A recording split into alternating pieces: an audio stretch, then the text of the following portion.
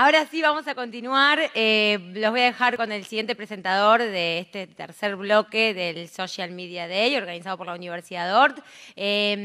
Fuerte el aplauso, por favor, para recibir a César Bianchi, que, bueno, ganó un premio hace poquito, un Iris, su programa Santo y Seña. Así que, bueno, fuerte el aplauso, por favor, para recibirlo. Un beso, bueno. Después te doy tu comisión. Bueno, buenas tardes a todos. Estoy para presentar el tercer bloque del Social Media Day. Esta aventura en la que se metió la Universidad Ort. Es la primera edición, para los que todavía no lo saben, los que llegaron recién, del Social Media Day Uruguay, que organiza entonces Universidad Ort, con un montón de auspiciantes, porque si no, esto no sería posible. Entonces, agradecer a los auspiciantes, a Movie, a Pinky Interactive Souls, al diario El País, a Montevideo.com, a Mondelez, Tensai Digital Factory y al apoyo también de Antel y de IAB Uruguay. Recordemos que el Social Media Day fue declarado de interés cultural en el marco de Montevideo, Capital Iberoamericana de la Cultura 2013. Y es de orden, dado el tema que estamos tratando, que tuiteen, que escriban. En este tipo de instancias no le vamos a pedir apaguen sus celulares porque se desconcentran los expositores. Por el contrario, úsenlas libremente, tuiteen, escriban el hashtag, que en este caso es numeral SMDUI. Recordar también que el evento se está viendo por streaming a través de Canal M, el canal de televisión online de Montevideo Portal. Y bueno, sabemos que han tenido en la mañana algunos inconvenientes con el Wi-Fi de la sala, que es, les recordamos, sala teatro, y la clave es ABC 1234 ABC. Entonces, reitero, sala teatro. Es el Wi-Fi, la clave para ingresar es ABC 1234 ABC. En el lobby la Wi-Fi es Movie Lobby y es de uso libre. Movie Lobby. Ahora les presento el penúltimo bloque de la jornada de hoy. Educación, responsabilidad social empresarial, más conocido por muchos de ustedes como RSE. Liderazgo de opinión y activismo social. Les presento entonces a nuestro siguiente expositor, la novena expositora, Mónica Stilo, para quien pido un fuerte aplauso. Mientras la esperamos a Mónica, cuyo Twitter es @MónicaStilo con doble L, UI. Les recuerdo de quién se trata. Es docente de la Universidad Ort Uruguay, es investigadora en temas relacionados con nuevas tecnologías, TIC, medios sociales, innovación e inclusión. Tiene una maestría en estudios de comunicación por la Universidad de Leeds, de Reino Unido. También otra maestría en desarrollo internacional por la Universidad de York, Toronto, Canadá. Ha desempeñado funciones en organizaciones públicas y privadas del país y también extranjeras. Su principal línea de investigación es el análisis de nuevos espacios virtuales de representación y reconocimiento público. La exposición de Mónica se llama ¿Podemos aprender en las redes sociales? Todos sabemos que en las redes sociales nos divertimos, conquistamos también, ¿por qué no? Nos enteramos de un montón de chismes, pero ella nos va a contestar si desde el 2.0 se puede aprender. La web como espacio de aprendizaje. Bienvenida, Mónica. Bueno, yo soy docente, doy clases, y lo que me interesa a mí son las tecnologías, pero en particular cómo se usan las tecnologías, para qué se usan y cómo cambian nuestra manera de relacionarnos y nuestra manera de pensar. Ese ha sido mi gran interés durante la mayor parte de mi vida académica y profesional. Entonces, en este caso en particular, yo me hacía la pregunta de si las redes sociales, esto de lo que hemos estado hablando hoy, esto que ha revolucionado nuestra manera de entender las relaciones sociales, el marketing, las empresas, son también espacios idóneos para poder aprender. Es decir, si en las redes sociales podemos aprender, pero además si podemos aprender algo sobre las redes, ya que tienen un lugar tan importante en nuestra vida. En base a esas preguntas, presenté un proyecto en la Universidad de Estocolmo, en Suecia, y volví hace un mes, más o menos, en donde me presentaron diferentes utilizaciones de las redes sociales en espacios de aprendizaje, es decir, en espacios en las escuelas, en los liceos y en las universidades. Mi presentación de hoy se trata justamente de las cosas que vi y que aprendí en ese viaje, como para poder compartirlas con ustedes y empezar a pensar si las redes pueden ser útiles para aprender, es decir, para compartir además conocimiento. Estas son algunas de las preguntas que guiaron mi viaje y que guían mis investigaciones, que es más o menos lo que les presenté ahora. ¿Hay algo para aprender en las redes? ¿Hay algo para aprender de las redes? Pero hay un punto que me parece interesante, no solamente eso, y es si nuestros modelos educativos, la manera que tenemos de aprender y de enseñar, las concepciones que tenemos de conocimiento, de profesor, y de estudiante, pueden adaptarse a las dinámicas de las redes sociales. Bien, entonces una primera observación que vale la pena tener en cuenta. Los medios sociales crean nuevas formas para aprender, un aprendizaje que ahora es colaborativo, informal y que sobre todo, la mayor parte de las veces, tiene lugar fuera de las escuelas. Entonces, si nosotros aprendemos más fuera de las escuelas, de las universidades y de los liceos, vale la pena empezar a pensar cómo aprendemos en esas instancias y si esas maneras de aprendizaje las podemos incorporar en el aula. Y ese es el gran desafío de los nuevos paradigmas de educación contemporáneos. Bien, para entender cómo cambian esos modelos de aprendizaje, por lo menos en esta breve presentación, tenemos que tener en cuenta que cambian 3 conceptos básicos de eso que llamamos educación. Y esos conceptos son: ¿qué entendemos por conocimiento? ¿Qué entendemos por profesor? ¿Y qué entendemos por estudiante? Son modelos nuevos de pensar estas 3 instancias. Vamos a empezar con el profesor, que desde mi punto de vista, porque soy docente, es más sencillo. Tenemos que pensar entonces en nuestros nuevos modelos, en nuestras nuevas formas de pensar la educación a partir de lo que aprendemos de las redes sociales en un rol nuevo, es decir, en un profesor que hace y que enseña de manera diferente. ¿Cuáles son sus capacidades o sus características esenciales? Primero, que no es alguien magistral, es decir, no es alguien que da clases solo hablando. Ustedes saben que el promedio general, en términos internacionales, de cuánto tiempo gasta un profesor dando clase, es más o menos un 80%. ¿Qué quiere decir esto? Que durante una clase el profesor se pasa hablando 80% del tiempo, es decir, se pasa todo el tiempo exponiendo. Los nuevos modelos educativos tienden a que el profesor gaste solamente el 40% de la clase, el 40% del tiempo de clase hablando, y el resto se trabaja y se colabora.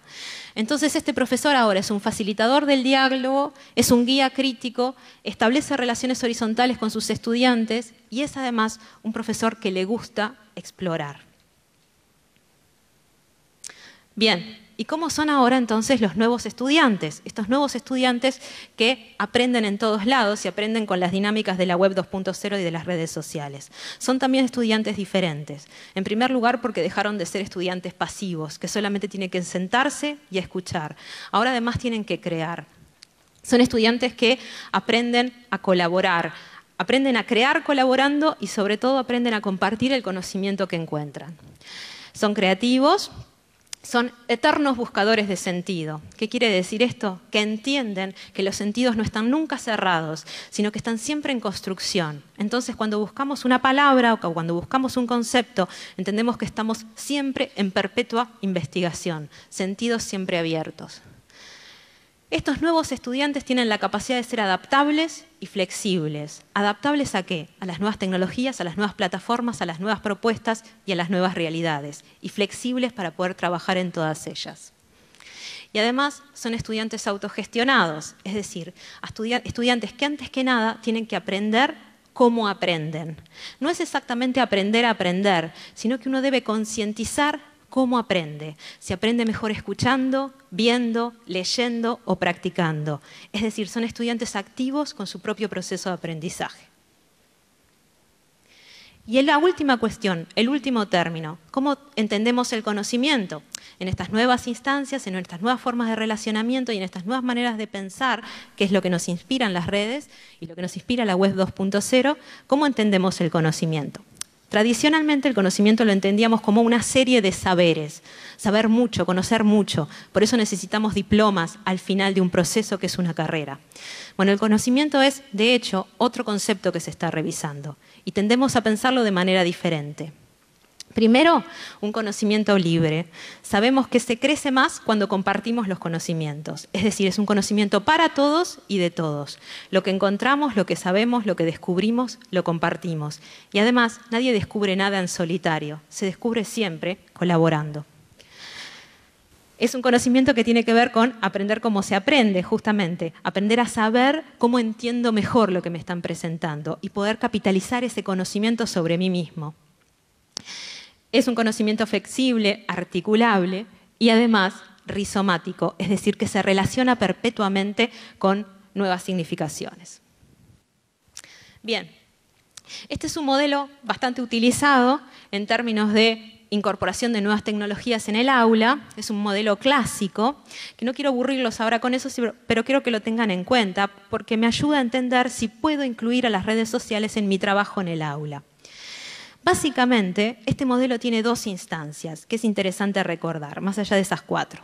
Las primeras 2, que son las que están abajo, tiene que ver con incorporar las tecnologías de una manera tradicional en el aula. Es algo así como cuando yo uso las tecnologías, pero para funcionar más o menos igual de lo que he venido funcionando siempre. Puedo incorporar un video, puedo incorporar la televisión, puedo incorporar el PowerPoint, por ejemplo, pero en realidad la relación y la generación de conocimiento que se está dando en ese momento en el aula es tradicional. La verdadera revolución que tiene que ver con las redes y que tiene que ver con la web 2.0 empieza en los escalones superiores. Y es cuando las nuevas tecnologías generan formas totalmente diferentes de pensar y de crear. La verdadera revolución de todas estas plataformas está justamente en estos escalones superiores. No solamente cuando estoy incorporando tecnología, sino cuando estoy modificando mi relación dentro del aula. Y ese es el desafío. Bien, entonces, cuando pensamos en si es posible incorporar a las redes sociales en el proyecto de aprendizaje o en la educación, hay algunas cuestiones que tenemos que tener en cuenta. ¿Para qué educamos? Porque educamos de maneras diferentes. Primero, cuando estamos incorporando esta lógica y esta política de la web 2.0 y a las redes sociales, los docentes sabemos que tenemos que aprender a educar para participar. No para quedarse pasivos en algún lugar simplemente consumiendo, sino que incorporar las redes e incorporar la web 2.0 es educar para hablar, para expresarse, para participar. No es ni para ser consumidores de información, ni para ser puramente retuiteros o simplemente difusores de la información de otros, sino para generar conocimiento, generar expresión y generar discurso. Eso implica un empoderamiento para todos, para el profesor y para el estudiante, y obviamente la conciencia de que cada uno de nosotros, en nuestro pequeño espacio que ocupamos en las redes, somos microlíderes, y eso implica una responsabilidad. En segundo lugar, sabemos que enseñar con la lógica de la web 2.0 implica también construir un sentido crítico, aprender a discernir y a elegir en la web qué es lo viable, qué es lo verdadero, qué es lo correcto y qué es lo ético. Eso también es importante. Y tiene que ver también con aprender a manejar la sobrecarga cognitiva, es decir, aprender a manejar esa cantidad de información que se nos ofrece para poder seleccionarla con criterio. Esto no es natural porque estamos hablando de un medio que es nuevo en nuestras vidas y que todavía no sabemos muy bien cómo nos está influyendo. Entonces debemos crear ese pensamiento crítico. En tercer lugar, y no menor, hablar de las redes e incorporarlas a los procesos de aprendizaje implica también una enseñanza sobre la empatía. Cómo nos relacionamos con los otros, cómo toleramos la crítica del otro y cómo respetamos la intimidad del otro también, que es uno de los temas que están presentes.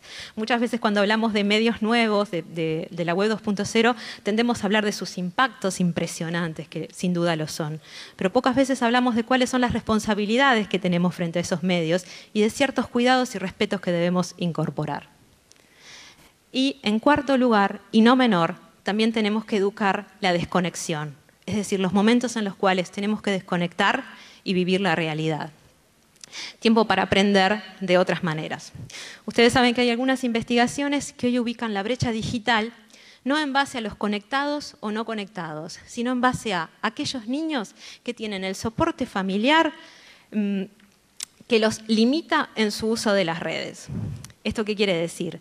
Que la diferencia en cuanto a quiénes usan de manera más efectiva los medios sociales, en cuanto a los niños, tiene que ver con aquellas familias en las cuales se les ponen límites, se les encuadra para que tengan un uso durante un determinado tiempo y no aquellas familias en las cuales pueden utilizarlo todo el tiempo que quieran. Esto quiere decir que conectarse es importante y desconectarse también. Bien, y para finalizar la charla quería mostrarles algunas de las cosas que vi en Suecia, justamente dando cuenta de todos estos procesos que quise presentarles. Acá lo que tienen ustedes es la incorporación más sencilla de las tecnologías en una clase. Son niños, tienen entre 4 y 6 años e incorporaron las tablets. Ustedes saben que el plan Ceibal ya las está incorporando. Es bastante usual, lo tienen durante 2 horas en la semana, juegan y aprenden. Acá tienen otra instancia. Es interesante ver que están siempre en grupo. Quiero que vean otra cosa. En estas nuevas clases, en donde la dinámica cambia y las relaciones son más horizontales, no hay bancos, sino que hay mesas con sillas en donde se trabaja en grupo. Cada uno tiene su terminal, se trabajan sobre tareas y se comparte el conocimiento. Y este es otro ejemplo, también de una escuela que incorpora las tecnologías, pero que yo creo que en aquel modelo que les mostré va un pasito más. Esto que ven ustedes es un taller en donde se enseña carpintería en Suecia. Ahí hay niños y niñas trabajando. Como ustedes van a ver, en ese taller cada uno tiene su tablet o tiene su computadora. Los niños llevan los proyectos que quieren hacer en el taller de carpintería y, una vez que los van realizando, los van subiendo a la web.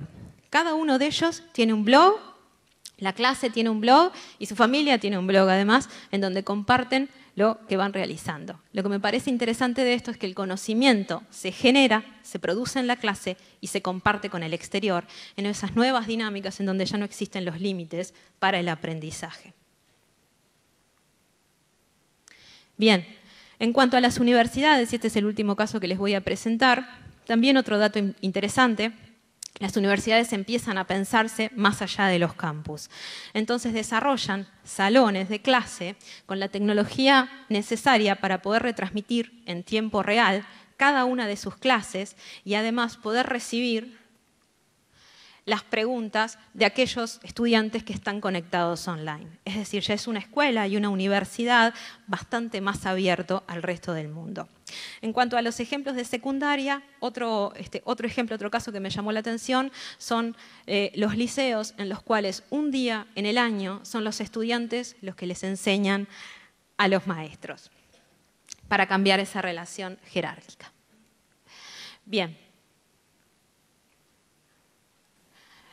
Bueno, y muchas gracias. Ahora vamos a recibir a María Gallo Piris, es la 10ª speaker, yo prefiero decir expositora, de la jornada de hoy. Les recuerdo, su cuenta de Twitter es María Gallo, con Y, para todos quienes quieran subir comentarios a Twitter de lo que escuchemos ahora de su exposición. María es responsable de comunicación de la empresa Deres, cuyo Twitter es Deres_RSE, responsabilidad social empresarial. Y en la empresa está a cargo de los contenidos web y la gestión de las redes sociales, así como de establecer contacto con los medios y de dirigir los contenidos editoriales de las revistas que se editan. María Gallo es licenciada en Comunicación Audiovisual por la Universidad de San Pablo, CEU de Madrid, España, y magíster del máster Community Manager de la Universidad Complutense de Madrid. La llamamos al escenario María, la recibimos con un fuerte aplauso. Les cuento que el título de su exposición es Transformando el diálogo con los grupos de interés. Hola, buenas tardes.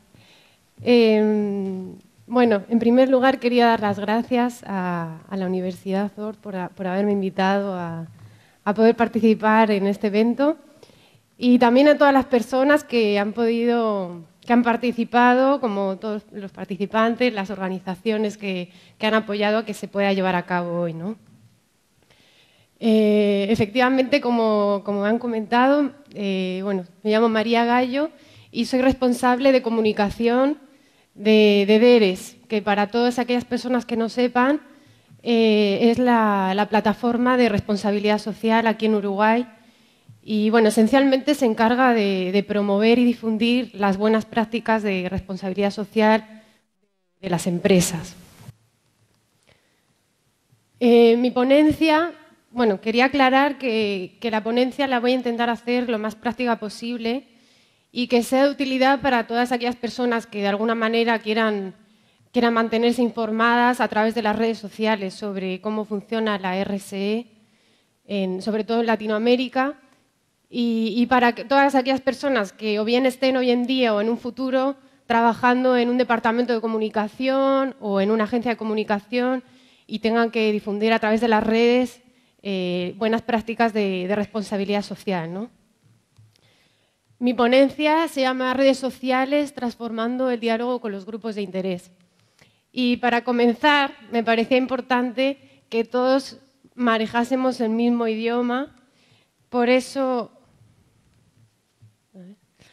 bueno, quise destacar dos conceptos fundamentales para empezar. La RSE como una visión de negocios que integra en la gestión empresarial en forma armónica al respeto por los valores éticos, las personas, la comunidad y el medio ambiente. Es decir, no estamos hablando de filantropía, estamos hablando de una visión de negocio que está incluida, insertada en la estrategia empresarial. Y por otra parte, los grupos de interés. No sé si mucha gente tiene claro qué son los grupos de interés. También se conocen como partes interesadas, actores involucrados, stakeholders, que son aquellos grupos que pueden ser bien personas, comunidades, organizaciones, que de alguna manera u otra pueden estar afectadas por las operaciones de una empresa o que ellos mismos pueden influir en dichas operaciones. Generalmente se dividen en grupos internos y grupos externos. Los grupos internos pueden ser, por ejemplo, los trabajadores, los empleados de una organización. Y bueno, cuando hablo de empresa me refiero a una organización, una institución, una asociación, pymes, o sea, es bastante amplio, ¿no? Y por otra parte están los grupos externos. Y ahí están involucrados, bueno, pueden ser el mismo consumidor o cliente, el proveedor, el accionista, las comunidades locales. Bueno, ya una vez aclarados estos términos, que me parecía importante que más o menos todos tuviéramos el mismo nivel en cuanto al tema, quería contextualizar un poco cómo la responsabilidad social ha surgido en las redes sociales, sobre todo en Latinoamérica, ¿no? Desde estos últimos años, qué evolución ha tenido. Comentar que en el 2008, o sea, ya hace unos añitos, empezó el diálogo a través de las redes con los grupos de interés. Sin embargo, no es hasta el 2009 cuando surgen los hashtags, que para aquellas personas que no lo sepan, son las etiquetas, ¿no?, que se ponen en Twitter para clasificar según la temática, ¿no? Y bueno, y ahí, a partir justo del 2009, en abril de 2009, es cuando surge el primer tweet con el hashtag RSE, que lo promueve Programa Prosperidad, que es una organización costarricense. Bueno, como anécdota. A partir de este momento es cuando Fernando Legrand, que es uno de los grandes promotores de la responsabilidad social empresaria en Latinoamérica, decide crear una red de tuiteros que la llaman Nodo Digital de la RSE y lo plasman en una web que se llama rselaconversación.com. En esta website lo que hacen es generar iniciativas con respecto al tema, empezar a ver cómo promover el diálogo con los grupos de interés. Y bueno, surge, entre muchas otras iniciativas, surge el primer congreso virtual de RSE que se organiza en el 2010 y donde participan más de 90 personas de todo el mundo interesados en este tema. Uno de los hashtags más importantes en el entorno de la RSE es el diálogo 2.0, bueno, 2.0, ¿no? Porque el punto no lo toma. Entonces, a partir de ese momento, el Congreso se empieza a generar este diálogo y realmente la importancia de poder comunicarse con los grupos de interés y obtener un feedback de ellos, ¿no? Y bueno, se empieza a ver la comunicación como una comunicación flexible, abierta, recíproca, compartida, dinámica. Bueno, básicamente las características esenciales o fundamentales de las redes sociales. Y en todo este contexto, ¿cómo podemos decir que está Uruguay, ¿no? Es cierto que en el entorno Uruguay va unos pasos atrás con respecto a la responsabilidad social. Y no es hasta el 2012 que empiezan realmente las empresas a querer, de alguna manera, entrar en este diálogo y sentir la necesidad de generar el diálogo. En el 2013, de hecho, se hizo, bueno, con DERES se promovió la primera charla sobre el tema más específico de cómo las redes sociales transformaron la comunicación de la responsabilidad social. Ahora, bueno, pues quería comentar un poco realmente cómo se puede generar ese diálogo con los grupos de interés a través de las redes sociales, que me parece que es lo importante de la ponencia, ¿no? Yo creo que es importante aclarar que como la mayoría de los grupos de interés de las empresas, organizaciones, están en las redes sociales, es importante aprovechar ese espacio y realmente intentar construir juntos la RSE y aprovecharse de ese feedback. Entonces, bueno, antes de realmente llegar al diálogo, creo que es importante mantenerse informado, ¿no? O sea, antes de comunicar, voy a ver qué se está moviendo, qué información se está difundiendo, qué se está viralizando. Por eso digo, actualízate, ¿no? Creo que es interesante que las organizaciones se mantengan realmente informadas de lo que se está moviendo, no solamente en Latinoamérica, sino en todo el mundo. ¿Cómo se puede hacer eso? A través de las redes. O sea, cualquier persona que realmente diga, bueno, yo quiero enterarme, ¿qué está pasando? ¿No? Bueno, pues a través de Twitter y Facebook hay varios hashtags que actualmente son los que más contenido se genera. Está el de RSE, anti-RSE, que actualmente muchas personas lo que hacen es precisamente criticar las malas prácticas de responsabilidad social. CSR en inglés, diálogo 2.0, que sería diálogo 2.0, como he comentado anteriormente. SOST, cadena de valor, conciliación. Bueno, he seleccionado algunos, hay muchísimos, medio ambiente, pero realmente creo que en estos son de mayor información se puede obtener a través de las redes. Luego también están los grupos de LinkedIn, tenemos el de DERES, aquí en Latinoamérica estoy hablando, Ahora Responsable, Blog Responsable, Capacitarse, Green Social Media, también hay mucha variedad de grupos de LinkedIn, pero bueno, he clasificado algunos para aquellas personas que quieran empezar y no sepan por dónde, bueno, pues esta es una referencia. Y también medios de comunicación online, ¿no? Son agencias de comunicación online que están constantemente generando contenido y difundiendo información sobre también buenas prácticas, sobre cómo mejorar este diálogo con los grupos de interés. Bueno, pues está Comunicarse, Expoc, Efecto SOS también. Otro tip que quiero dar es la importancia de ser transparente en las redes. ¿Cómo se puede ser transparente? Bueno, esto es un poco de manual, pero me parecía importante destacarlo, ¿no? No eliminar críticas, o sea, es básico, no podemos eliminar críticas porque al final parece que va a ser en beneficio y se puede dar la vuelta. Citar fuentes, siempre, importante. Incluso en un tweet, bueno, tenemos espacio reducido, intentar siempre, si manejamos la información desde algún sitio, de algún periódico, algún artículo, alguna información que cite una persona, interesante poner la fuente, de dónde se sacó esa información. También, por ejemplo, en el ámbito de la responsabilidad social, publicar y difundir los reportes de sostenibilidad de las empresas, de las organizaciones. Y por último, otro consejo que me parece importante es cuando se vayan a difundir imágenes o materiales audiovisuales, siempre intentar tener la autorización de las personas que van a salir en ese material, ¿no?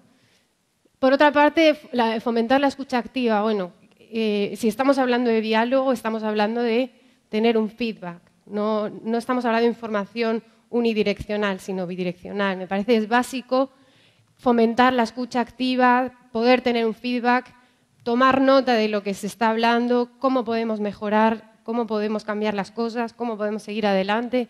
¿Cómo se puede hacer esto? Bueno, a través de encuestas. Tenemos los grupos de LinkedIn donde se pueden generar encuestas. También se pueden hacer preguntas en Twitter, se pueden hacer preguntas en Facebook, tenemos el me gusta, podemos compartir la información. Se pueden hacer entrevistas a los empleados, por ejemplo, y difundirlas para que la gente tenga una visión desde otro punto de vista, otra perspectiva. También utilizar el lenguaje inclusivo. Aquí no me estoy refiriendo a poner O/A, que es como mucha gente entiende lo del lenguaje inclusivo. No, me parece que va un poco más allá. Estamos hablando de intentar incluir realmente a todos los miembros de la sociedad en la información que estamos difundiendo. ¿Cómo se puede hacer esto? Bueno, pues evitando términos ofensivos o centrándonos siempre en estereotipos, que de alguna manera se caen mucho los estereotipos. ¿De qué manera se puede también fomentar el lenguaje inclusivo? Bueno, pues si estás difundiendo un PDF, un artículo, de una publicación, se puede intentar, por ejemplo, difundir un archivo sonoro de manera que una persona con discapacidad visual pueda escucharlo, ¿no? Bueno, pues ahí estás incluyendo a un grupo más.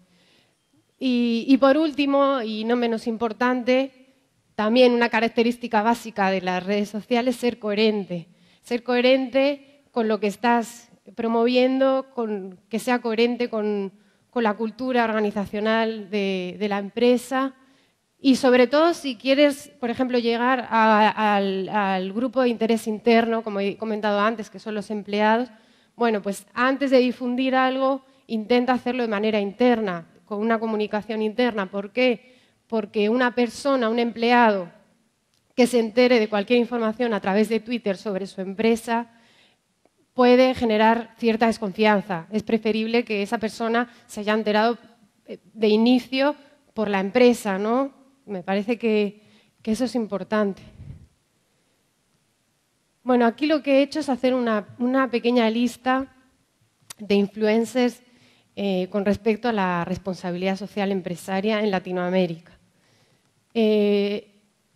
Me resultó un poco difícil elegir a 10 personas, ¿no? Lo hice primero por un tema de espacio. Hay mucha gente experta en el tema. No quiero desvalorizar a nadie, pero bueno, cualquier persona de aquí del público que quiera empezar a informarse sobre este tema y quiera estar actualizado, creo que son unas 10 personas que realmente generan contenido, viralizan muchísima información sobre el tema, están súper al tanto y bueno, también tienen a muchos seguidores, dado que son bastante relevantes, ¿no? En primer lugar, como he comentado anteriormente, uno de los promotores de la responsabilidad social en Latinoamérica, Fernando Legrand, de Argentina, que es autor del primer blog en español. La segunda es también argentina, experta y comunicadora, consultora en capacitarse. Bueno, quería avisar que cualquier persona que quiera anotar los tweets, seguramente se publique la presentación, de manera que no tengan que estar ahora anotando uno por uno. En tercer lugar, la periodista venezolana Graciela Beltrán. En cuarto y en quinto lugar, 2 expertos en responsabilidad social que están radicados en Estados Unidos, Antonio Vives y Celia Pagani. En sexto lugar, de México, Leticia Salas. En séptimo, un experto en RSE, Alberto Esteban, Excelencia CL. Y en octavo lugar, Valmir Martins, también experto en RSE en Sao Paulo y en Chile también. Y por último, y no menos importantes, me pareció destacar a 2 personas de aquí en Uruguay que que generan mucho y intentan viralizar mucha información sobre el tema, que son Tamara Farre, periodista también de un espacio de responsabilidad social en FM del Sol, y Liliana Fried, también periodista de Radio Cero, también lleva un programa de responsabilidad social. Y bueno, como he comentado antes, no quiero tampoco extenderme mucho con cada uno de los usuarios. Estas son las instituciones que más contenido generan a través de las redes en cuanto a la responsabilidad social en Latinoamérica. Y bueno, al igual que DERES, hay muchas otras que están constantemente promoviendo el tema, manteniendo el diálogo y bueno, dándole el valor y la importancia que tiene generar esta conversación a través de las redes sociales. Cualquier persona que esté interesada en empezar a mantenerse informado sobre el tema puede empezar a sumarse con todas ellas. Y ya por último, y para hacer como una bajada más a lo local, quería comentar una experiencia que hemos llevado a cabo este año en DERES, y es la campaña de responsabilidad. Es una campaña que se ha promovido a consecuencia de la demanda que hay de todas las empresas con respecto a conocer y a poder generar el diálogo a través de las redes sociales, ¿no? Entonces, bueno, esta es la primera campaña. En DERES todos los años se promueven diferentes campañas. Este año se llevó a cabo sobre el tema y el objetivo básicamente era promover el uso responsable de las redes sociales, tanto dentro de la empresa como a la sociedad en general. El lanzamiento fue hace 2 meses y se denominaba el uso responsable de las redes sociales a qué se enfrentan las empresas hoy en día, ¿no? Cualquier persona que esté interesada en informarse un poco más sobre la campaña puede entrar en la página o en el tuit de DERES. La campaña básicamente se dividió eran tips para todo el mundo, bastante sencillos y básicos, sobre cómo abrirse un perfil en las redes, sobre qué cosas tener en cuenta a la hora de comunicar a través de las redes. Y bueno, se dividió como en 4 áreas, ¿no? El cuidado de la imagen, la seguridad, el control y la conciencia. Y como resultado de esta experiencia, que me parece que es lo más interesante para compartir con todos ustedes, ha sido que a pesar de que las empresas en Uruguay, por alguna razón o por otra, están, bueno, pues dificultades internas, por temas burocráticos, porque no saben cómo, a través de qué red social mantener informado, generar este diálogo con los grupos de interés, o porque no saben o no quieren delegarlo en agencias de comunicación tratándose del tema de responsabilidad social. A pesar de todo eso, las empresas en Uruguay están realmente interesadas en promover las buenas prácticas de RSE a través de las redes sociales. Y de hecho ya bastantes empezaron el año pasado y muchas están empezando ahora, ¿no? Y bueno, que muchas de ellas tienen la necesidad de generar el diálogo 2.0 con sus grupos de interés, precisamente para que no pase lo que Sergio, el compañero, comentó esta mañana, ¿no? Que una empresa no quiera generar ese diálogo a través de las redes y se encuentre con que de repente un grupo de empleados genera un grupo en Facebook y habla en su contra, ¿no? O sea, es importante que realmente se mantenga ese diálogo, que se inicie, que se intente generar un feedback y se sepa qué demanda o qué pueden ofrecer con respecto a estos grupos. Y bueno, y me parece que esta instancia, tanto como estas acciones que he comentado, son los primeros pasos para que esto ocurra y siga adelante. Así que, nada, muchas gracias a todos.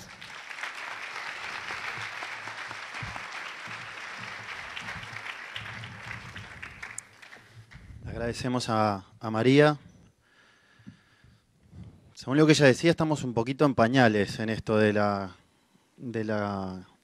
RSE, de la comunicación de responsabilidad social empresarial. Tenemos mucho para aprender. Información de último momento, boletín de de última hora gratuito. El bebé real se llama Jorge Alejandro Luis. George Alexander Luis. Bueno, ahora vamos a presentar al 11º expositor de la jornada de Social Media Day. Y es Gonzalo Frasca, a quien le damos un fuerte aplauso. El Twitter de Gonzalo es Frasca. Gonzalo tiene un PhD, es catedrático de videojuegos en la Universidad Ort Uruguay, graduado en Ciencias de la Comunicación, ha creado videojuegos, contenidos digitales para Lucasfilm, Pixar, Warner Brothers, la BBC, Cartoon Network y Disney, entre otros, vean qué firmas. Durante una década fue director creativo de Powerful Robot Games, ha expuesto sus obras, brindado conferencias en Estados Unidos, Europa, Israel, Australia, Japón. Actualmente es columnista de CNN en español y Radio El Espectador. Recién bajado del avión desde México, él nos plantea una pregunta, ¿qué es Internet? Y adelanta que no tiene ni idea, pero seguramente ustedes tampoco. Bueno, el título de la charla es verdura, porque me lo pidieron hace 3 semanas y hace 3 semanas no tenía la más mínima idea de qué iba a hablar. Así que no sé qué es Internet, si ustedes saben nos explican, tuiteen, SMDUI es el hashtag, no pongan SMUI, que es el grupo de sadomasoquistas. Se rieron, vos, al fin, vos, lo logré, gracias mamá. Estábamos todos así, medios, o sea, amorrados. Bueno, esto debe ser la frase más pedorra que inventaron los gringos en la historia de la humanidad. Yo cada vez que la leo o que la escucho, y la traducción al castellano puertorriqueño, uruguayo, que está tan de moda ahora de los hipsters, que básicamente es, lamento cualquier inconveniente que le pueda haber causado. Vos, me agarré E. coli, obvio que me causaste un inconveniente. Mi hijo quedó atrapado en ascensor 8 horas en tu shopping. Bueno, yo te dije shopping, cagué. Bueno. ¿Viste cada vez que te quejas de algo con ganas, con razón, y te dicen lo sentimos mucho, pero no lo sentimos mucho? ¿No? Básicamente, si no la ganan, la empatan. Y nada, quería hablar un poco de eso, o sea, en redes sociales. Primero que nada, esto es una charla de autoayuda. La autoayuda es como la responsabilidad social de las empresas. Sirve nada más que para que uno se sienta bien. Pero a nivel personal. Y entonces yo les aviso, yo sé de algunas cosas muy específicas, pero no de autoayuda. Y una de las cosas terribles, vieron que yo estoy con el tema de educación, y eso tuve una maestra muy complicada en tercero. Estamos viendo terapia y bueno, ya la identificamos, sabemos dónde vive. Y una de las cosas que aprendemos en la escuela es a sentarnos y escuchar cosas que a veces no nos gustan o no son interesantes. Entonces, yo creo que hay que escuchar a los especialistas. De lo que yo voy a hablar ahora, en general, el 90% no soy especialista, así que si se van, no me ofendo. ¿Ah? Vuelvan después a la otra charla de Aberco. Bueno, vamos a arrancar. Vieron que nadie saca... Uno abre un álbum de fotos familiar. A todos los menores de 25 años era una cosa que de cuando se revelaban las fotos, Kodak, Kodachrome, había es otro momento. Ahora básicamente es una carpeta que está llena de fotos por quintuplicado que no sabemos cuándo se sacaron ni cómo, ni dónde están. Pero uno nunca saca fotos de momentos depresivos, ¿no? De divorcios, entierros, ese tipo de cosas. Y eso, o sea, es una de las cosas que nos hace humanos, ¿no? O sea, decidimos encuadrar ciertos momentos frente a otros. No siempre, ¿no? O sea, en algunos casos, por ejemplo, como el entierro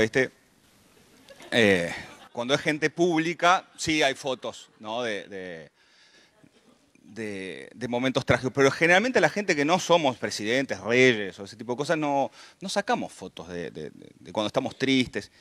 Y capaz que deberíamos. Y una de las cosas buenas que tienen las redes sociales, y cuando cada vez que diga redes sociales voy a decir Twitter, porque todas las demás son una mierda. ¿Ah? No, o sea, a ver, si tenés niños chicos entre 1 y 4 años, Facebook es alucinante. ¿Ah? Hay alguien que haga apps, que invente un filtro para bebés en Facebook, para los que tenemos más de 40 que no queremos tener niños, o que no podemos, o las razones que sean, se van a llenar de gore.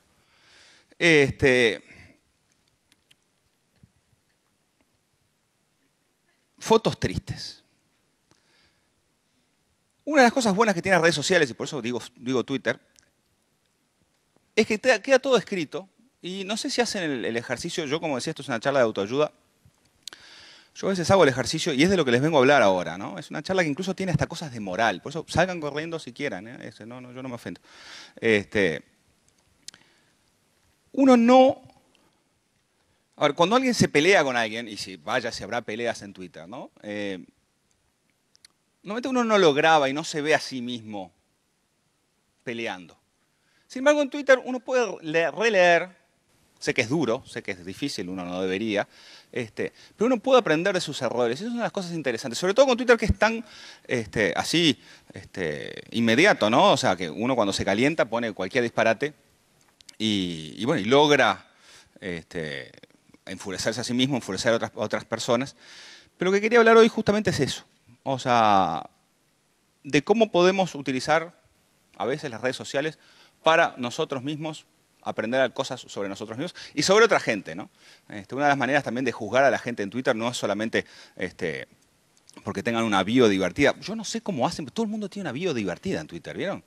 Yo no sé, debe haber alguien que además de followers vende bios, porque no puede ser, la gente no es tan creativa, ¿no? O sea, yo miro, me dedico a mirar las bios y veo que hay buenas bios, ¿no?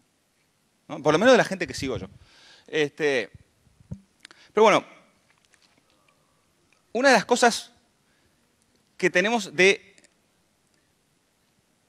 pelearnos en Twitter, ¿no? Pelearnos en Twitter, y muchas veces pensamos que pelear y discutir son las dos mismas cosas. Y no necesariamente lo son, pero sí, generalmente si uno empieza a ver cómo salen temas, yo qué sé, de política, de religión no tanto. Los tuiteros gringos que tengo se pelean más por religión. Acá nos peleamos más por fútbol, por política. Bueno, por fútbol no tanto, tampoco porque, digo, la mitad es de Nacional, la mitad es de Peñarol y la otra mitad son del interior, no sé, vamos a hablar de un grupo así discriminado en nuestra sociedad. Entonces, una de las cosas, como decía al principio, el tema de los expertos, ¿no? Hay pocos expertos en algunos temas y en Uruguay menos, pues somos menos, ¿no?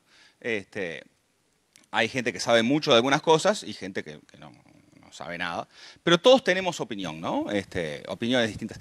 Y hay una cosa, dice que hicieron mucho daño los hippies en los años 60, muchas cosas, ¿no? Muchos de nosotros somos, o sea, gente que se desarrolló en úteros bajo influencia de LSD y drogas, que ahora las quieren legalizar, obvio, ¿no? Pero hay una cosa también muy masculina sobre querer tener razón en Twitter, ¿no? Más masculina que... Por eso hay dos reglas para los community managers. Uno, generalmente sean mujeres, los hombres somos más calentones, y otro que no es un trabajo para pendejos de 20 años, es un trabajo para pendejos de 14 años, ¿no? Que saben mucho más que cualquiera de nosotros sobre todo esto, porque todo este tipo de cosas que a mí me empezaban a pasar hace distintos años, ellos ya la vivieron a los 7 en jardinera, ¿no? Menos los de MDC, aparte de eso, todo lo demás lo hicieron. Silencio, a ver, de MDC, no se rió nadie. Pregunten, googleen de MDC. Están en Twitter. Y el tema de las opiniones, ¿no? O sea, a veces pasa, yo qué sé, y sobre todo en un país pequeño como el nuestro, ¿no? Las redes sociales en otros países, cuando hay mucha más gente, generalmente uno aprende más temprano, generalmente en jardinera, a que te chupe un huevo lo que opina el otro, ¿no? Pero en Uruguay, como todos somos primos, dijo la Nata, ¿no? Un hombre sabio, que ahora está derrapando un poco, pero... Entonces, pasan esas cosas de que uno se le va la moto en Twitter, pero después en el cara a cara, somos todos amigos y te invitan a tu cumpleaños, ¿no? Y eso es una de las cosas que creo que es importante pensar y por eso los invito a releer sus posts. Sobre todo si ustedes son gente que cree en algo con pasión, ¿no? Yo creo que todos creemos en algo con pasión. Depende. En mi caso, yo qué sé, no sé, la política, la educación, que es más o menos lo mismo. Videojuegos, generalmente no polemizo mucho sobre videojuegos, pero sí pasa a veces, yo qué sé, de temas de comunicación también, o de animación, que es un tema también que he trabajado bastante. Una vez me pasó, ¿no? Que puse que básicamente un comercial estaba muy mal animado. Y me escribió el director, que además es un tipo macanudo. Eso es la cosa interesante, que los gringos realmente son más inteligentes que nosotros en ese sentido. Los gringos y Nicolás Jodal. ¿Tá? O sea, esos son los grupos de gente inteligente del mundo. Les explico por qué. Yo una vez saqué un videojuego que ahora cumple 10 años sobre terrorismo, no sé qué. Yo trabajaba para Cartoon Network y tenía mucho miedo de que me quedara sin laburo, porque era muy controvertido. Cuando algo es controvertido, quiere decir que deja en evidencia a alguien, ¿no? Y mi cliente, que era el Senior Vice President de Cartoon Network, me dijo, vos hiciste tal juego. Y yo dije, perdimos el cliente, todo, ¿no? Ahora, a partir de ahora voy a tener que trabajar, no sé, en social media o algo así. Prefiero telemarketer. No. Y el loco me dijo, el juego es una basura, realmente es repugnante las ideas, pero la verdad que a mí igual me gusta mucho trabajar con gente que tiene huevos y que le gusta hacer lo que hace y prueba cosas nuevas. Yo me quedé medio de flash. Yo dije, igual seguro que perdimos al cliente, pero no lo perdimos. Y con Nicolás Jodal, la primera vez que lo vi, hace muchos años, me habían invitado a Canal 12 a un debate sobre teletrabajo. Y decían que el teletrabajo iba a cambiar el mundo, y no sé, que en Uruguay iba a haber 10 millones de teletrabajadores. Y yo dije que era todo verdura eso, que me parecía que estaba mal, pues sentía la responsabilidad de esa cosa y media mesiánica que a veces uno tiene, de decir que no, que eso no era tan bien. No estuvo bueno, ¿no? Pero después, me acuerdo que Jodal me dijo, sí, lo que vos dijiste, la verdad que no estoy de acuerdo para nada, pero bien por vos. Creo que es la única persona en Uruguay, offline y online, que básicamente me dijo una cosa así. Me dijo, sí, la verdad que no está nada bien lo que acabas de decir, no estoy para nada de acuerdo, pero todo bien, ¿no? Para pensar. Deberíamos hacer un meme con la foto de Nicolás Jodal y decir, para pensar. Esto simplemente es un aviso, es el único meme que logré viralizar yo, creado por mí. Como diseñador, a veces me pongo tipo objetivos y hace años que estaba tratando de hacer un meme que pegara y pegó bastante. Lo retuitearon centenares de veces, no sé si miles, pero en el momento que salió, y yo quedé muy orgulloso. Para mí eso realmente como diseñador es muy difícil hacer un meme. O sea, ahora yo estoy robando memes de otra gente. Había que poner la fuente. Bueno, algunos tienen la fuente. Pero esto simplemente nada más que para decir que estoy contento de haber aprendido una cosa nueva.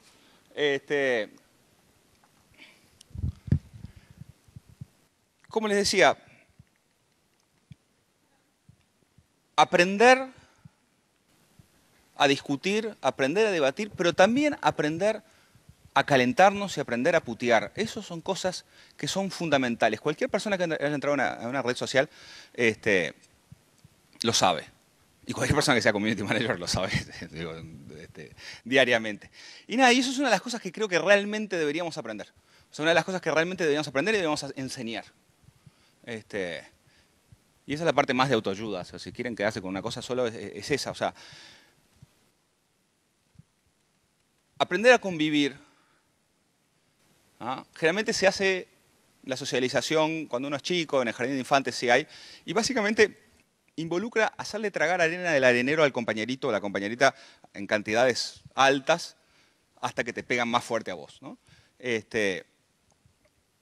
Y deberíamos tener areneros para hacerle tragar arena a gente a nivel no virtual, pero sí online, ¿no? O sea, es una de las cosas que realmente un país como el nuestro, o sea, nuevamente, un país donde muchas veces en las redes sociales la gente dice lo que piensa y cara a cara no dice lo que piensa. ¿Por qué? Por miedo, porque bueno, pues es un pueblo chico. Y no es por ser más o menos valiente, yo creo que es un tema de experimentar. Yo uno de los experimentos sociales que vengo haciendo hace 7 años es no darle plata a cuidacoches. Hola, me llamo Gonzalo y hace 7 años que estoy libre de darle dinero a cuidacoches. Bueno, ¿cuántos rayones tiene mi auto? ¿20? ¿Quién da más? ¿Quién da más? Ninguno. O sea, una vez me tiraron una botella de Coca-Cola de las de 600 con un cacho de alcohol alpistado, alcohol azul alpistado, y después un 31 se me subió un cuidacoches al capó, y yo arranqué y dije, bueno, es un cuidacoches total, ¿no?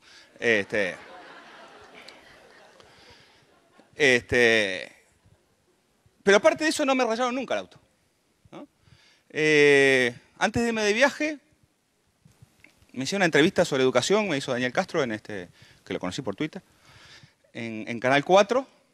Y hace 3 años yo había sacado un artículo en El Espectador, básicamente diciendo que Canal 4 eran gente sin alma y mala gente, y les puse una maldición por mostrar niños muertos en Telenoche 4. Y la gente decía, uy, qué valiente, no sé qué. ¿Valiente que qué es lo que te va a pasar? ¿Que no te van a invitar al cumpleaños de Canal 4? O sea, ¿eso es lo peor que te puede pasar? ¿Que no vas a salir en programas de chimentos de Canal 4? Lo peor de todo es que cuando te necesitan, o sea, te siguen invitando a las reuniones. No pasa nada, ni para bien ni para mal. Entonces, putear a la gente cuando se lo merece, ¿no? No en redes sociales, sino en face to face, es sano. Y de la misma manera que eso es sano, es bueno ser cortés en las redes sociales.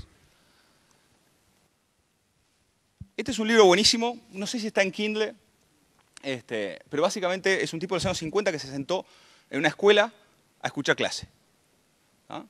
Se le cayeron los huevos, así, tipo, los dos fueron en direcciones opuestas. Yo he estado haciendo este ejercicio no solo en mis clases en la universidad, sino también en liceos, y es increíble realmente las cosas que uno tiene que fumarse, ¿no? Que es lo que están pensando todos ustedes. Tuitéenlo. No. Realmente, o sea, estar sentado escuchando cosas totalmente desconectadas de la realidad de uno es complicadísimo. Bueno, y ya pasaban los años 50. Y lo interesante es que este loco observa todas las estrategias que hacen los niños para hackear el sistema clase, ¿no? Dice que el sistema clase es un sistema que funciona con respuestas correctas. Entonces los niños tratan de encontrar respuestas correctas a cualquier precio, ¿no? Ya sea, o sea, por ejemplo, una táctica es los alumnos que no entienden nada porque están muertos del embole, ¿no? O sea, generalmente cuando uno le interesa algo, aprende. Solo levanta la mano si más de la mitad de la clase levanta la mano, ¿tá?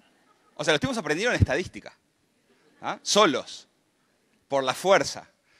Y hay una cosa que pasa con la educación, que es, nosotros pensamos en educación de los niños y decimos, bueno, después todos cumplimos 18 años, somos adultos y ya está. Y hay una cosa interesante que está pasando en Uruguay. Cada vez más gente, yo me incluyo, decimos, qué mal que está la educación. Y generalmente esa pregunta, ese planteo, nos lo hacemos cuando ya hace 3 generaciones que estamos en el horno. O sea que nuestra generación ya está en el horno. O sea, no nos damos cuenta, ¿no? O sea, no nos damos cuenta. Pero sí realmente, o sea, es complicado. Y una de las maneras de ver es ir a las redes sociales y ver cómo nos tratamos los unos a los otros. Me quedan 15 segundos, entonces no voy a hablar de los progres en Internet. El silencio de los progres en Internet cada vez que pasan cosas que atentan contra su religión es increíble, ¿tá? Lo sé, porque soy de familia de comunistas. Pasaba lo mismo en la mesa de casa. Pero en Twitter es alucinante.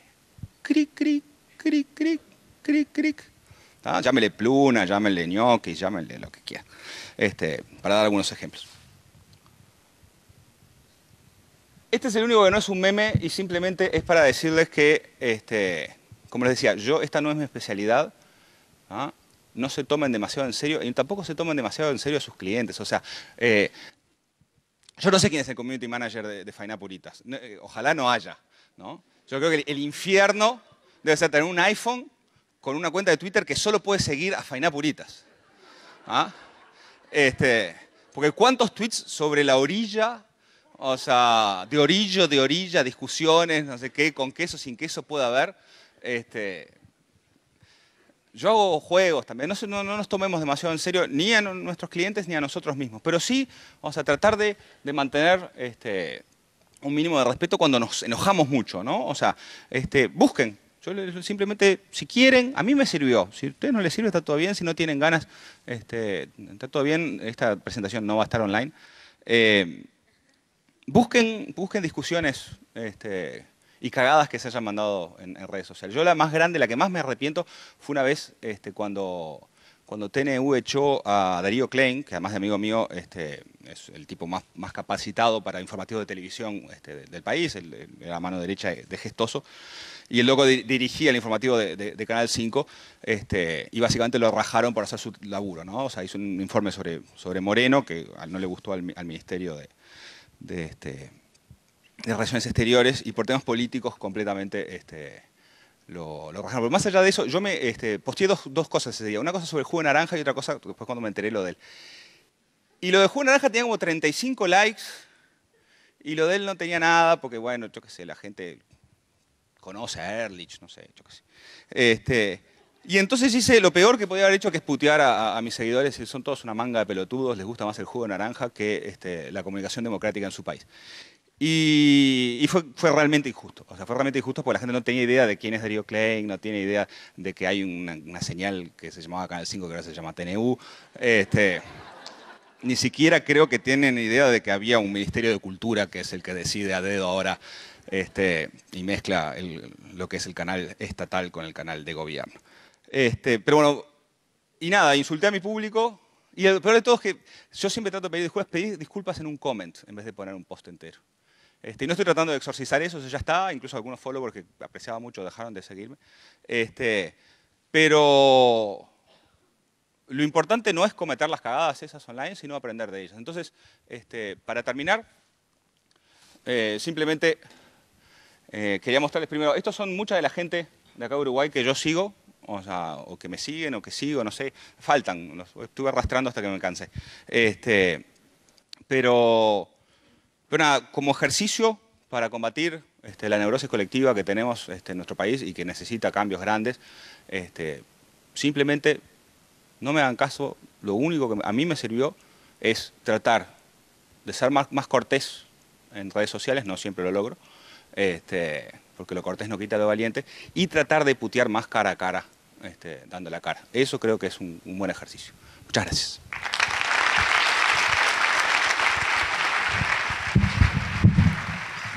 Hola.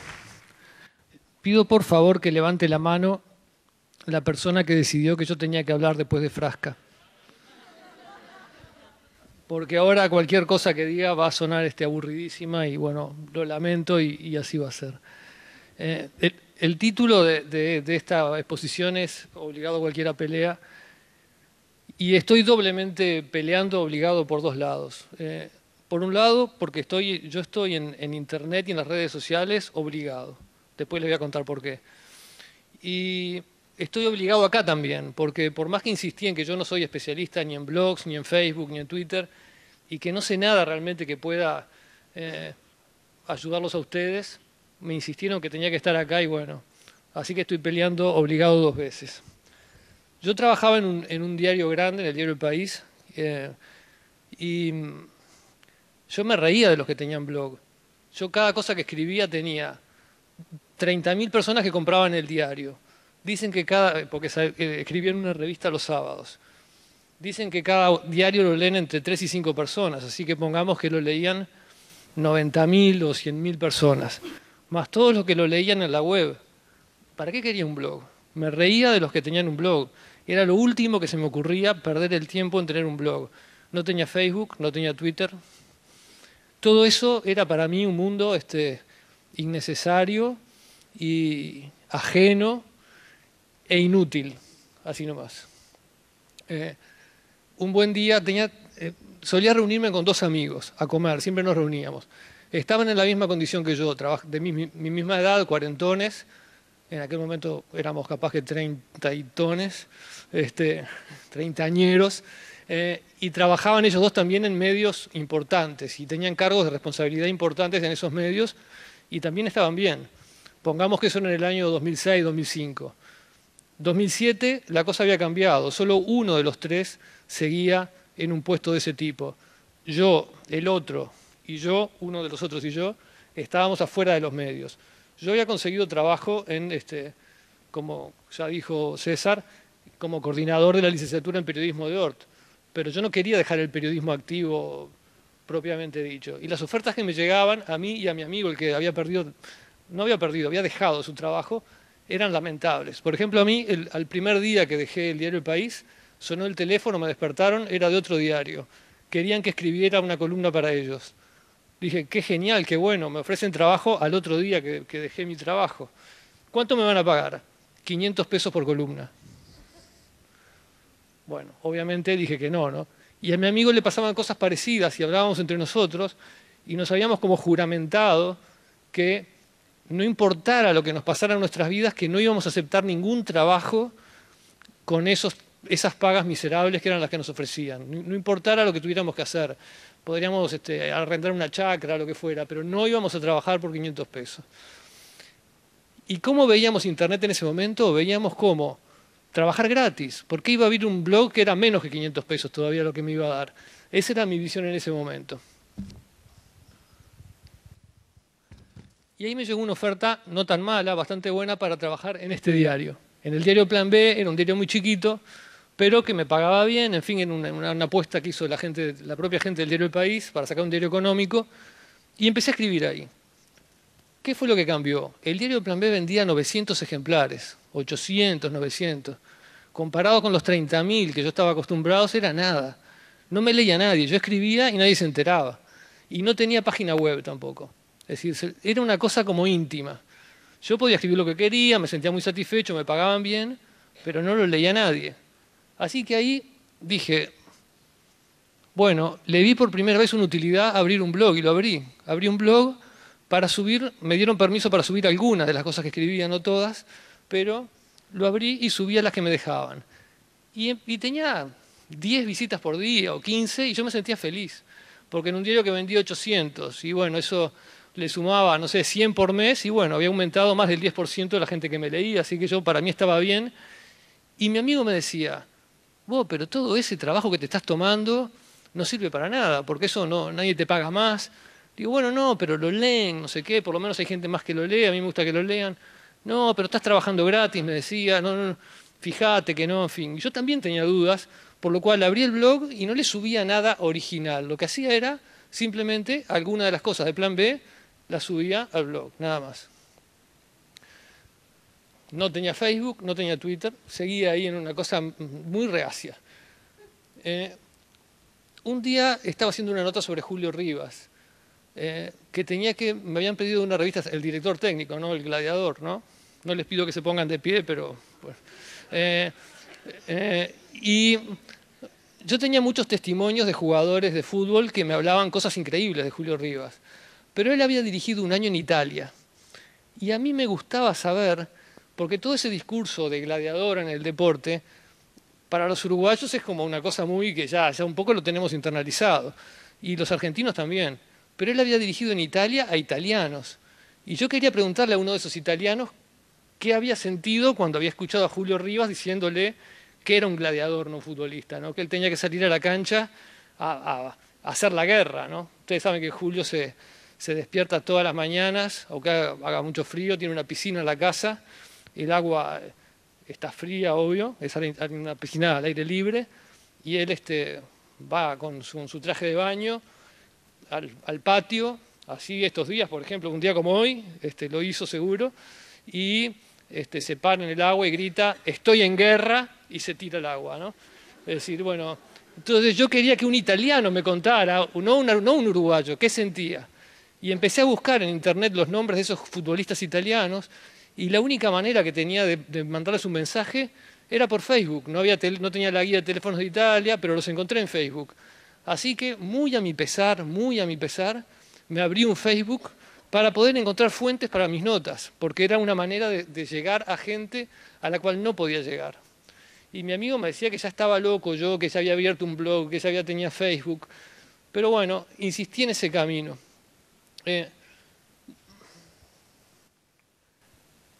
Después alguien me dijo que Twitter era mejor, como dijo Frasca, y abrí la cuenta de Twitter y verdaderamente Twitter rápidamente me di cuenta sin ningún tipo de necesidad de aprendizaje que Twitter es una herramienta formidable para estar informado, digamos, no es una herramienta indescriptible para un periodista.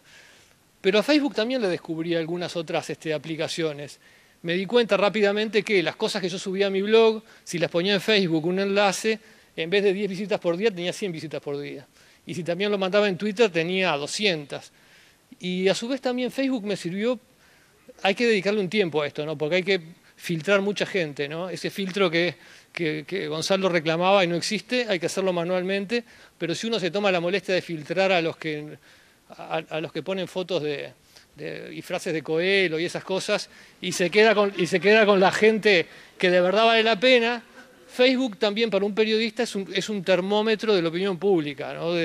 Y hay que tener un Facebook amplio, ¿no? No solo con progres o no solo con anti-progres, sino si uno tiene un Facebook amplio, con gente de todo color, y filtra los de Paulo Coelho, entonces te sirve como termómetro de la opinión pública. Así que empecé a meterme en todo eso. Y bueno, acá estoy ahora obligado a decir algo de eso. ¿Qué me pasó en todo este tiempo? Me pasó lo siguiente. Por ejemplo, saqué un libro que se llamaba Historias Tupamaras. Es un libro que se llama, ¿no? Es un libro muy crítico del Movimiento Nacional de Liberación Tupamaros. Yo cuestiono el discurso oficial tupamaro basándome en testimonios de unos tupamaros que yo conseguí que no piensan como la mayoría o como el discurso oficial. Tengo un amigo que es muy inteligente que me dijo, tenemos que hacer un plan para que este libro no lo sepulten en el más absoluto silencio, como era lo que podía pasar. E hicimos un plan. El plan incluía esto, que la primera versión del libro, que la opinión pública lo conociera a través de medios o de izquierda o no vinculados a la derecha. Por ejemplo, si El País sacaba Tupamaros cuestionan al MLN, perdón, el libro iba a ser estigmatizado como un libro facho, digamos, ¿no? Y yo iba a ser también estigmatizado como un periodista facho. Entonces teníamos que buscar que presentarlo de otra manera. Y lo logramos, ¿no? La primera noticia sobre el libro salió en La Diaria, que le hizo una crítica bastante buena, aunque cuestionó algunas cosas, pero en el balance, bueno. Y después también en el programa de Joel en Océano, de No Toquen Nada, se hizo una presentación con Daniel Chaschetti y el historiador José Rila, que hablaron muy bien del libro. Así que dijimos con mi amigo, bueno, fue un éxito, lo logramos, ¿no? Logramos Pero después de eso, ¿qué hubo? Hubo un silencio total. Ningún dirigente del MLN dijo nada, nadie comentó, nadie contestó. Es decir, fue sepultado en el silencio que pensábamos. Y bueno, había habido un flash, esa aparición en La Diaria, eso en el programa de Joel, pero bueno, eso era muy poco, no alcanzaba. Entonces yo un poco por veleidad le había puesto al blog un contador de visitas. Y sí, como les dije, yo estaba al principio muy contento con las 10 visitas, a esa altura estarían, no sé, en 100 visitas, una cosa así. Yo empecé a ver que había gente que buscaba historias tupamaras, que gente que llegaba al blog buscando la palabra historias tupamaras. Entonces puse en el blog lo que habían dicho Chaschetti y Rila en el programa de Joel. Y bueno, la gente lo leyó y el libro empezó a venderse. Y el libro hoy tiene 8.000, pese a que nadie le dedicó espacio, el libro ya vendió 8.000 ejemplares, pese al más absoluto silencio de los medios, de los involucrados, de la gente que está ahí señalada por haber cometido, en fin, errores o no haber sido tan inteligente como dice que es. En fin, el libro ahora lleva como 8.000 ejemplares vendidos y muchas ediciones agotadas, contra todo ese silencio. Entonces, ahora cuando hablo con mi amigo, yo lo que le digo es, vos no podés evaluar, lo que aprendí en estos años, es que no podemos evaluar en los mismos términos que evaluábamos antes el rendimiento económico de un medio. No se trata solo de publicidad, digamos, no es la publicidad, que le he vendido publicidad al blog, le he vendido y le he vendido publicidad, he puesto publicidad en mis libros. Es cuál es el rédito económico de lograr no depender de la mezquindad o el silencio del resto de la prensa. ¿Cuál es el valor económico de poder poner vos directamente los contenidos que vos querés? Es una cosa que no sé cómo se mide económicamente, pero para mí tiene un valor muy alto que me ha permitido, bueno, en este caso vender los libros, digamos, ¿no? Otra cosa que me pasó con otro libro posterior, con Milicos y Tupas. Un día La República publicó en la primera plana que una de mis fuentes, una de las personas que yo había entrevistado, el Henry Hengler, porque ustedes lo conocen, ¿no? Importante dirigente del MLN, había dicho, es decir, primera plana de La República, imagínenlo, Hengler, 2 puntos. el libro de Abercrombie es deshonesto. Yo cuando lo vi casi me muero, porque era una de las personas que me había hablado a mí, digamos, que yo había publicado sus declaraciones. Entonces, bueno, yo estaba en una polémica permanente usando el blog. Yo polemizaba con la República con el blog. Y me iba bien, pero eso era muy fuerte. Y ese día, de noche, recibo por Facebook un mensaje de Engler diciendo lo que sacó la República es mentira. Yo nunca dije eso. Entonces yo lo puse en mi blog, en Facebook, en todos lados, y en pocas horas, justamente por haber cultivado esa red que venía cultivando hace años, pude desactivar una bomba que era una bomba terrible contra mi libro, digamos, ¿no? Así que bueno, eso tiene un valor muy alto. Hoy soy un convencido de que un periodista, no sé ni dónde dejé el puntero ahora, lo perdí. Acá lo encontré. Hoy soy un convencido de que tenemos que estar tener un periodista hoy, y se lo digo a los cuarentones que puede haber por ahí que todavía son recelosos, tiene que tener un blog, tiene que tener Facebook, tiene que tener Twitter. Entre otras razones, no, esta no es la segunda. Porque te vienen noticias. Por ejemplo, esto me vino ayer, ¿no? Yo puse algo, otra polémica que tengo, ¿no? Con Víctor Hugo Morales, y una persona me manda. Yo estaba vinculado comercialmente a Radio Oriental, producciones varias, y los sábados se llenaba de verdes el departamento de fútbol, digamos, ¿no? Así que esta persona me quedó en enviar un mail ahora con más detalles de eso, digamos, pero me han llegado muchas noticias, muchas fuentes, uno gana muchas fuentes, muchas noticias. Esto lo pongo porque esto es un mensaje público que me mandó esta persona, ¿no? A través de las redes sociales, ¿no? No estar es no conseguir más fuentes, estar afuera, no conseguir noticias. Es así directamente. Es casi inconcebible no estar. Ahora, ya que estoy, me voy a permitir darle algunos consejos para los que estén, ¿no? Y voy a tomar como ejemplo Twitter, que como decía Frasca, es la más importante de las redes. Por favor, no usen muchas abreviaturas. Es decir, los ejemplos son de gente que yo sigo, es decir, que aprecio. Así que si hay alguien presente, yo pensé que va a haber mucha menos gente. Es bastante probable que aparezca alguien, menos mal que no puse ninguno de Frasca, pero no se ofenda a nadie. No usen abreviaturas, traten de que lo que se escriba se entienda. ¿Ustedes lo entienden? Creo que no, ¿no? Esto es una de la diputada colorada Graciela Mateaude. Pongan bien las comas, revisen antes de entregar, ¿no? Sobre todo si quieren ser reelectos, busquen un poco, tratar de usarlo bien el instrumento, ¿no?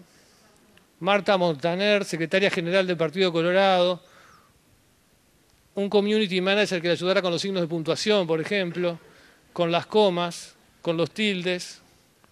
Víctor Esposo Lucía desmiente haber recibido. Ayuda y contención, como lo dijo Beatriz Silva. Miente Expreso Víctor. Expreso Víctor creo que es una compañía que va a Paysandú. Por favor, no escriban todo con mayúscula porque parece que están gritando. Yo cuando empecé a leer pensé que estaban violando la Constitución, ¿no? Porque dice, la tan manoseada la Constitución. Pero luego no, era diferentes actos, gente alejada, poca gente, ¿no? Escriban cosas importantes, ¿no?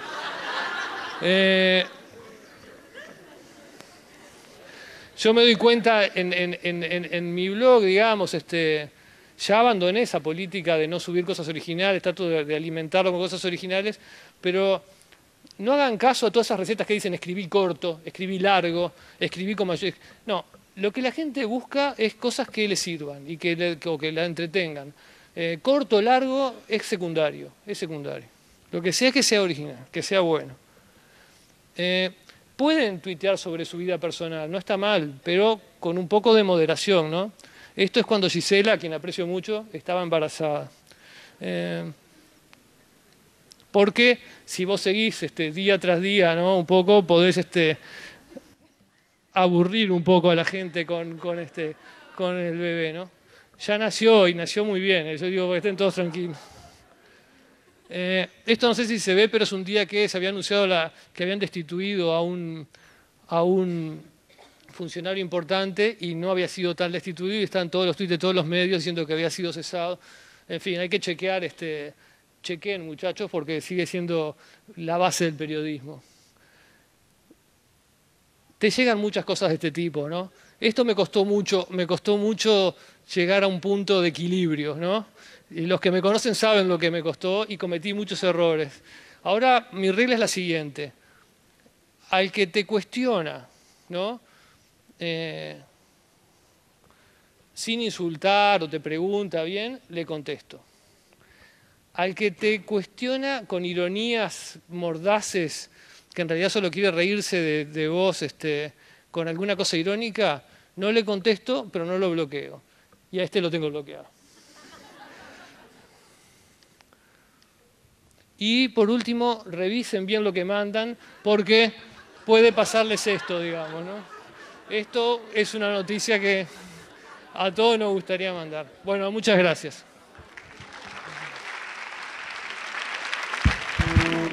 Asuntos públicos. Para conocer mejor, para saber más.